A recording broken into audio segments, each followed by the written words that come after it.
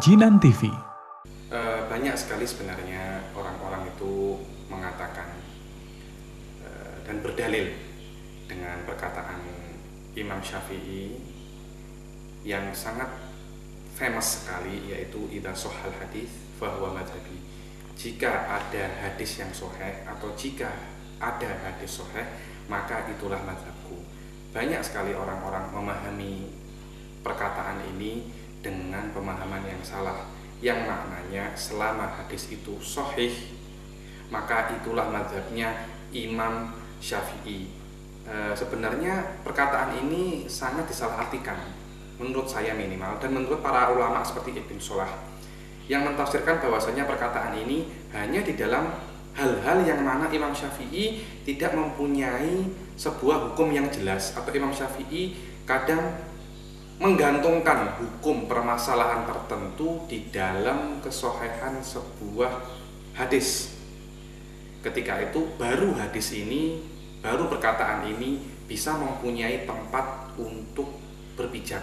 Akan tetapi tidak semua hadis sahih dipakai oleh Imam Syafi'i, karena mungkin ada hadis-hadis yang lebih sahih, atau mungkin hadis sahih tersebut mempunyai sebuah illah, sebuah sebab yang dimana Imam Syafi'i tidak bisa untuk mengambilnya. Saya akan kasih Anda sebuah contoh bahwasanya ada beberapa hadis sahih tapi tidak diambil oleh Imam Syafi'i. Contohnya ialah bacaan kunut yang kita baca setiap hari, yakni Allahu Akbar kabira walhamdulillahi katsira. Di situ sebenarnya hadis ini tidak sahih, hadis yang meriwayatkan doa al-iftitah. Hadis itu memang sebenarnya tidak sahih. Akan tetapi Imam Syafi'i memilih riwayat ini bukan karena kesahihannya, akan tetapi karena munasabatil maqam, cocoknya perkataan yang ada di dalam doa itu dalam kondisi sholat, karena ada wajah tu wajhiya lilladzi fataras samawati wal ard. Itulah sebenarnya banyak sekali hal-hal atau hadis-hadis yang tidak sahih tapi oleh Imam Syafi'i diambil. Karena kenapa? Karena ada sebab-sebab yang lain.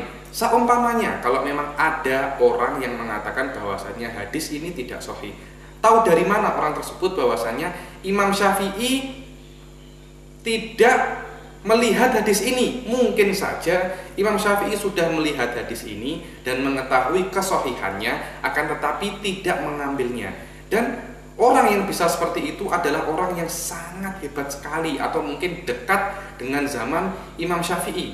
Akhirnya dia bisa melihat bahwasanya Imam Syafi'i tidak mengetahui hadis ini. Seumpamanya Imam Syafi'i mengetahui hadis ini, maka dia akan merubah hukumnya, hukum yang sudah dia katakan, dengan hukum yang lain yang sepakat dengan hadis ini. Akan tetapi selama ada kemungkinan bahwasanya Imam Syafi'i sudah mengetahui hadis ini dan tidak mengambilnya karena ada sebab-sebab lain yang menjadikan beliau tidak mengambil hadis ini, seperti sebab-sebab yang saya sebutkan. Jadi kata-kata idza shahhal hadis fahuwa madhabi tidak digunakan untuk orang-orang yang tidak mempunyai basic agama yang sangat kuat untuk merubah sebuah hukum. Akan tetapi idza shahhal hadis fahuwa madhabi sebenarnya adalah khusus di dalam masalah-masalah tertentu, yang dimana Imam Syafi'i membuat nas di situ bahwasanya masalah-masalah ini cuma tergantung sahih hadis,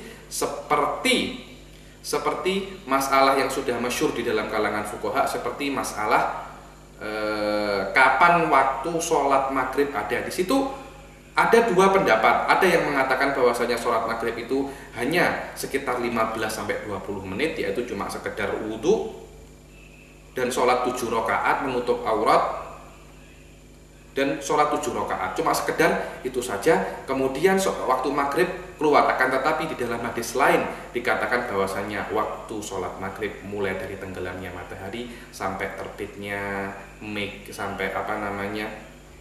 tenggelamnya mega merah. Di situ Imam Syafi'i berbeda pendapat, bingung, tidak mengetahui mana pendapat yang benar. Akhirnya beliau menggantungkan hukum sholat maghrib dari salah satu kedua pendapat ini.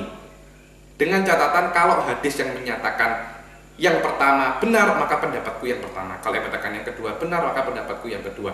Ketika dalam kondisi ini, barulah kita bisa memakai kata-kata idza shahhal hadits fa huwa madzhabi. Itu pun tidak semua orang bisa memakainya.